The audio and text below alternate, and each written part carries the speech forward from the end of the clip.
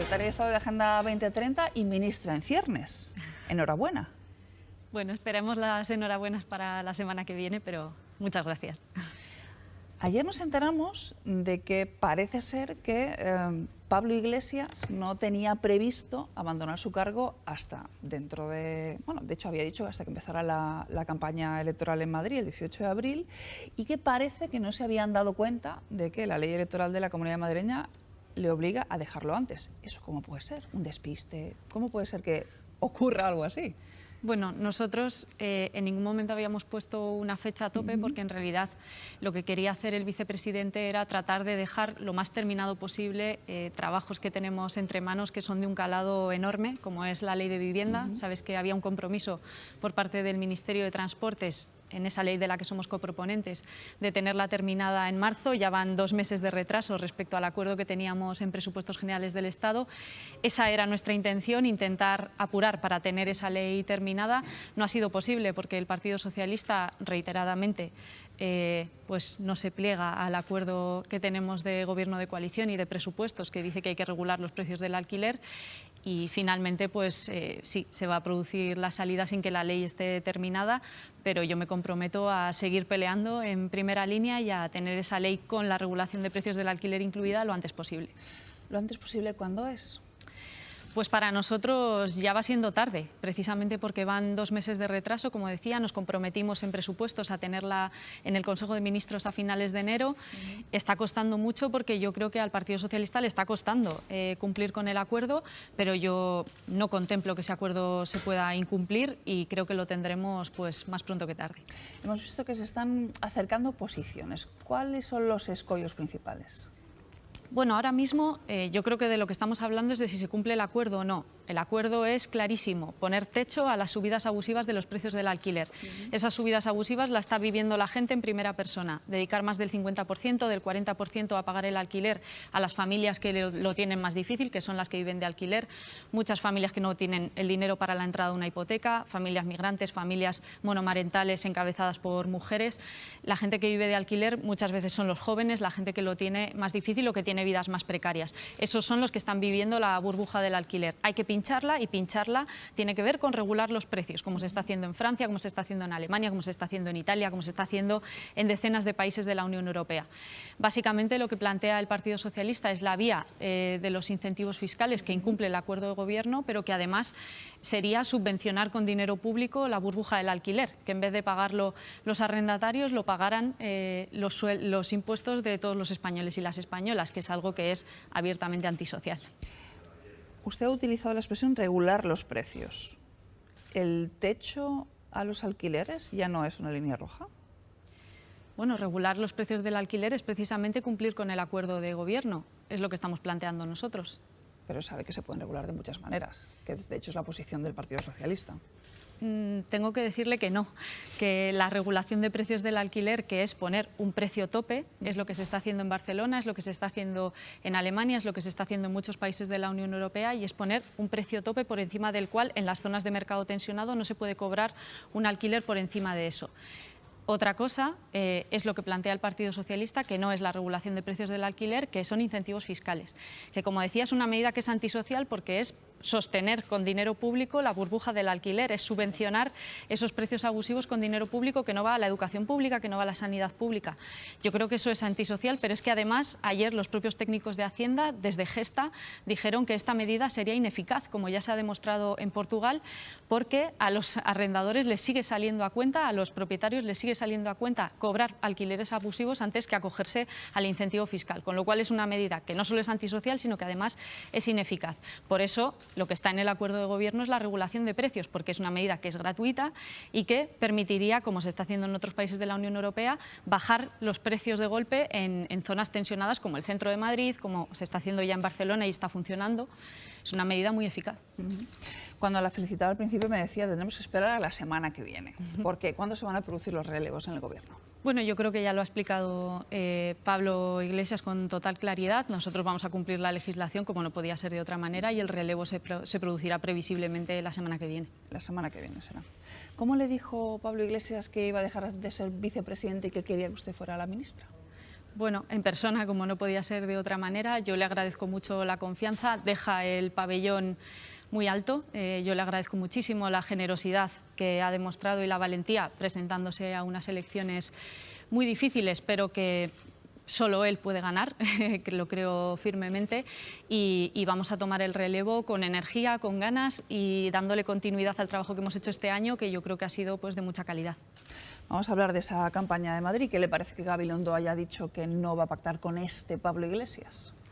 Bueno, yo creo que a nadie le puede sorprender este tipo de afirmaciones por parte del Partido Socialista, porque tanto en 2016 como también en 2019 el Partido Socialista intentó primero pactar con Ciudadanos antes que cerrar un gobierno de coalición progresista con nosotros.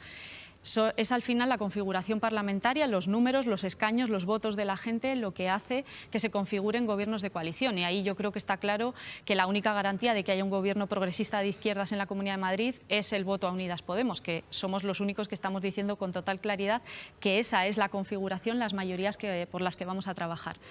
Dicho esto, yo creo que es que precisamente estas declaraciones de Ángel Gabilondo generan una oportunidad, porque es un candidato que yo creo que puede resultar muy agradable al electorado de centro-derecha, de centro, de gente que ha votado alguna vez Ciudadanos, que ve con buenos ojos al que lideró la implantación, por ejemplo, del Plan Bolonia, que ve con buenos ojos planteamientos como los que está haciendo de no subir los impuestos a las clases altas en la Comunidad de Madrid.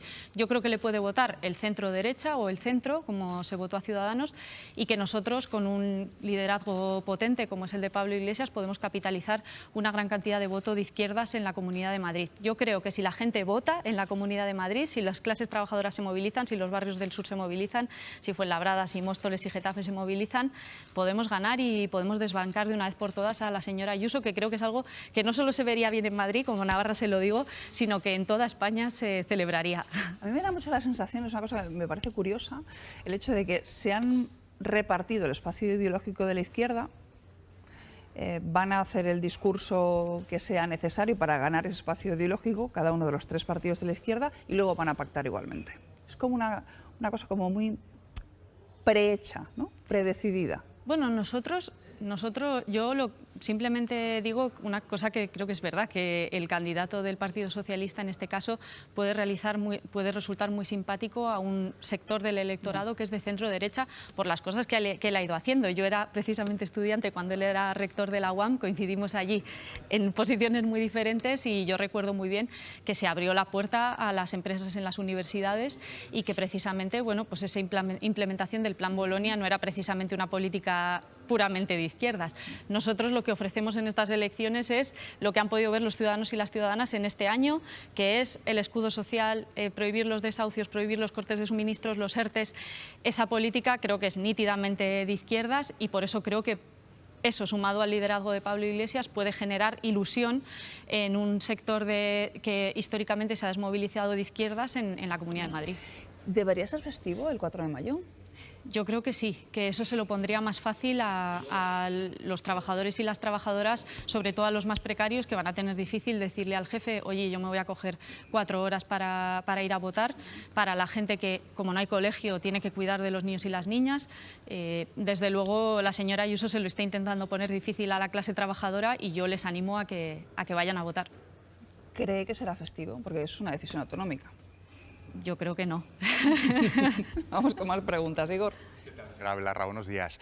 Bueno, sabe que sus choques con la ministra de Defensa han sido bastante frecuentes, declaraciones cruzadas, también a través de Twitter. Me gustaría mostrarle qué es lo que ha dicho Margarita Robles de cara a su posible designación como ministra. No la conozco, más que la conozco a través de los tweets, pero bueno, espero que si ahora finalmente es ministra, que es una decisión que tiene que tomar el presidente del Gobierno, pues que ya pueda tener una gestión y la podamos juzgar por la gestión, que yo hasta ahora solamente conozco sus tweets. Bueno, no se dicen que dos no discuten si uno no quiere. Me llama la atención que no se conozcan siquiera, pero le pregunto, ¿recoge el guante, es decir, borrón y cuenta nueva, o depende de lo que ella haga o diga? Bueno, yo creo que nosotras hemos tenido debates de mucho calado y que es verdad que sorprende a la gente, a mí me lo han dicho, ¿no?, que sorprende que dentro de un gobierno del Estado haya debates, ¿no?, y que esos debates se conozcan, pero yo creo que esto hay que normalizarlo porque somos un gobierno de coalición. Intentar la ficción o intentar engañar, entre comillas, a la gente diciendo que somos lo mismo, pues eso no es verdad. Somos dos fuerzas políticas diferentes, con intereses diferentes, que defienden programas diferentes. Yo he debatido con la señora Robles de temas que son de mucho calado social. Si recordáis, sobre los desahucios, sobre las alianzas en los presupuestos generales del Estado, sobre la infiltración de la extrema derecha en el ejército. Bueno, yo creo que son debates que se pueden tener con total normalidad y en la parte personal ella lo sabe porque nos conocemos del Congreso cuando ella era portavoz y yo era portavoz adjunta de mi grupo parlamentario, que no hay ningún problema en lo personal y que vamos a colaborar y va a encontrar de mi parte toda la colaboración para sacar adelante las políticas que mejoren la vida de la gente. Pero en cualquier caso, sí podremos encontrarnos con esos tweets contra tuits sobre esos asuntos, ¿no?, los presupuestos, etcétera, otros nuevos que lleguen, podremos encontrarnos con un choque similar. O sea, yo sé que los compañeros y las compañeras del Consejo de Ministros saben perfectamente, como ha sido a lo largo de este año, de mi lado solo van a encontrar colaboración y trabajo conjunto para mejorar la vida de la gente. ¿Que puede haber debates? Pues siempre es posible que haya debates, sobre todo porque además, como hemos visto, habéis mostrado en la sesión de control muy claramente, la crispación que hay en el Congreso de los Diputados, hay tal ruido que muchas veces es difícil debatir.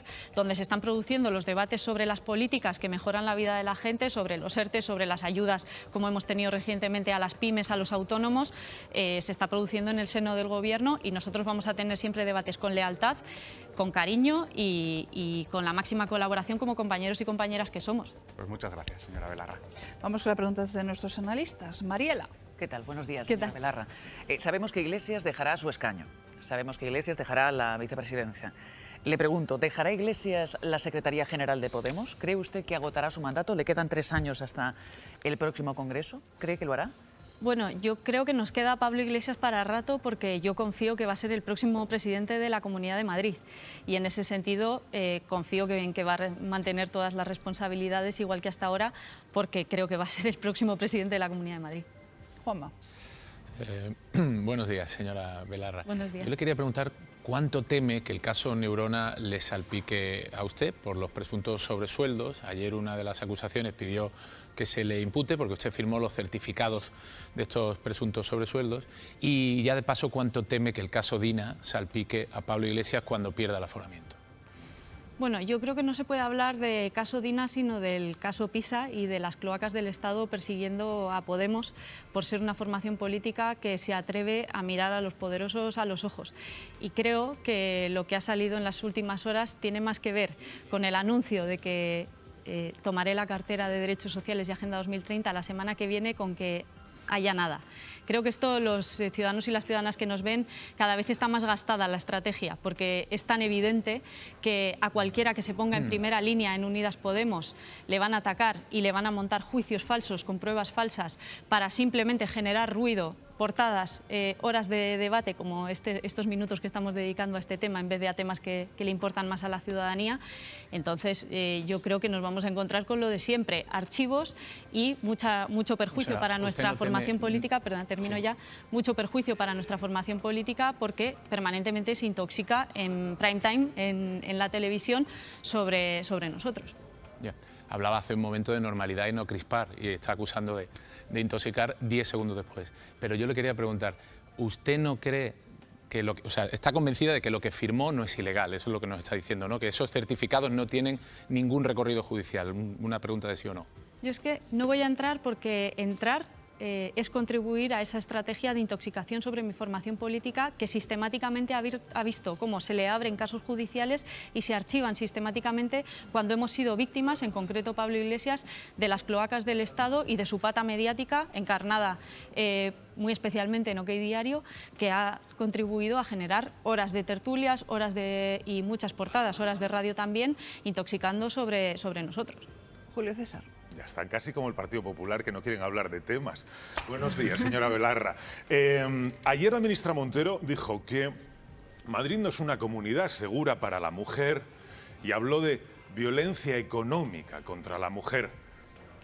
¿Usted puede explicar esta genialidad que nos sitúa cerca de Sudán ya?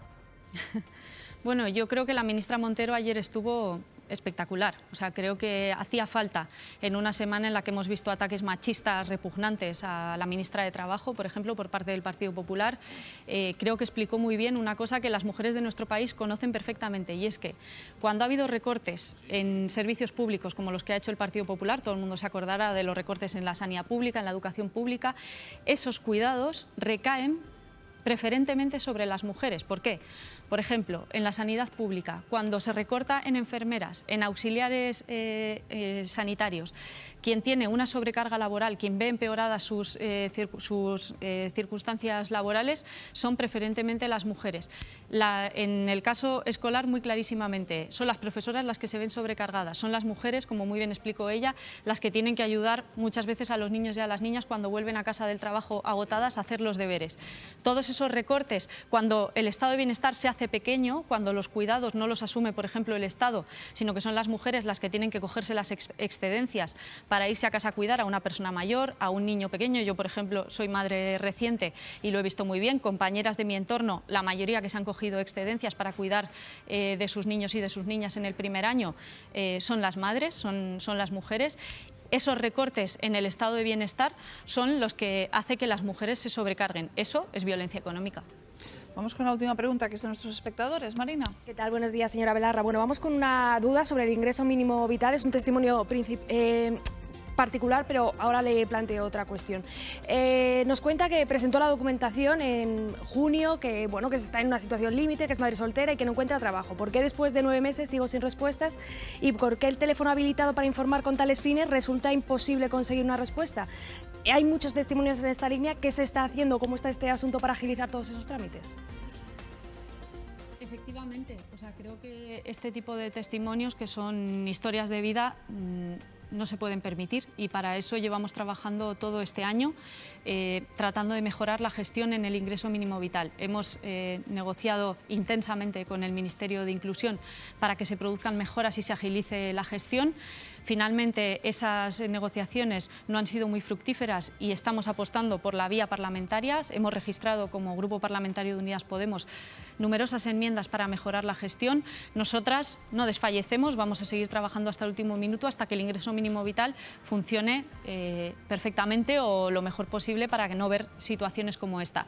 Es mi compromiso de continuar con esa línea que deja el vicepresidente, y yo creo que, bueno, es verdad que cuando pones en marcha un derecho social sin precedentes, como es el ingreso mínimo vital, que genera un derecho social que antes no existía en España y que es estructural, que no es para la pandemia, sino que ha venido para quedarse, pues hay muchas cosas que mejorar y esta es una de ellas. Muchas gracias, señora Belarra, por haber estado con nosotros. Un placer, ha sido un placer. Vamos con Cataluña. La presidenta del Parlamento de Cataluña, Laura Borràs, cierra hoy la ronda de consultas para proponer un candidato a la investidura. La primera sesión se celebrará